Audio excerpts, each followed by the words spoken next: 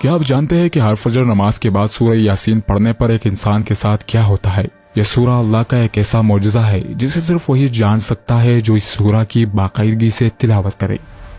ہر انسان کو کبھی کبھار مسائل و مشکلات کا سامنا کرنا پڑتا ہے اور پھر ان کے حل کے لیے وہ کسی مددگار یا کسی سہارے کو تلاش کرتا ہے۔ ایک انسان امید لگائے دوسروں کی طرف دیکھتا ہے، مگر اکثر دیکھا گیا اور اکثر لوگوں کو تجربہ بھی ہوا ہوگا کہ مشکل کے اس وقت میں اس کے خونی رشتہ دار بھی منہ موڑ لیتے ہیں اور نتیجہ یہ نکلتا ہے کہ انسان شدید ذہنی دباؤ اور پریشانی میں کئی غلط فیصلے کرتا ہے۔ لیکن خود کو پریشانی سے بچانے کے لیے اللہ نے ہمیں ایک ایسا راز بتایا جس راز کو پانے سے کبھی بھی دنیا یا آخرت کی مالی ہو یا جسمانی کوئی بھی ضرورت آن پڑے تو اسے ایک عمل سے اپنی ہر ضرورت کو بغیر کسی کے آگے ہاتھ پھیلانے کے آسانی سے پورا کر سکتے ہیں، اور وہ راز ہے سورہ یاسین۔ اب یہ سب کیسے ہوتا ہے؟ تو اس کے لیے اس سورہ کو تفصیل سے جاننا ہوگا اور اس سوال کا جواب ڈھونڈنا ہوگا کہ آخر سورہ یاسین کو قرآن کا دل کیوں کہا گیا، اور یہ بھی کہ اس سورہ میں اللہ کے وہ کون سے راز پوشیدہ ہے جو ایک انسان معلوم کر لے تو اس کی زندگی بدل جاتی ہے۔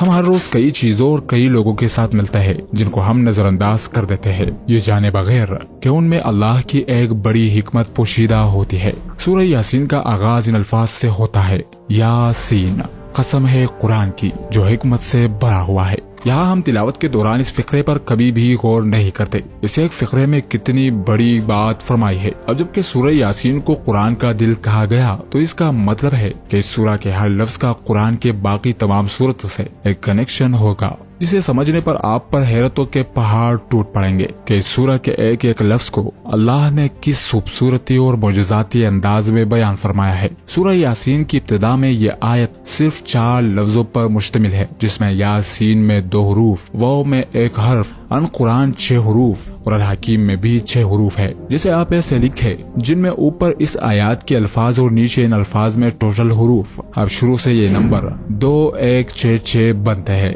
لیکن اگر ان کو آخر سے لکھے تو یہ 6 6 1 2 بنتے ہیں، اور انہی نمبر میں وہ راز ہے جو اس سورہ کو قرآن کا دل قرار دیتی ہیں۔ اب اس نمبر اور قرآن کا کیا تعلق؟ تو یہ نمبر قرآن میں اللہ کی حکمت کو نمبرز میں بیان کرتی ہے، اور یہی نمبر قرآن کے ٹوٹل 114 سورتوں کے یعنی قرآن کی کل سورتوں کا راستہ اسی سورہ سے نکلتا ہے۔ 114 کو جب ہم 58 سے ضرب دیں گے تو اس کا جواب 6 6 1 2 آتا ہے۔ رسول اللہ صلی اللہ علیہ وسلم نے فرمایا کہ سورہ یاسین قرآن کا دل ہے۔ اب اس بات پر غور کرنے کی ضرورت ہے کہ سورہ کو ہی قرآن کا دل کیوں کہا گیا۔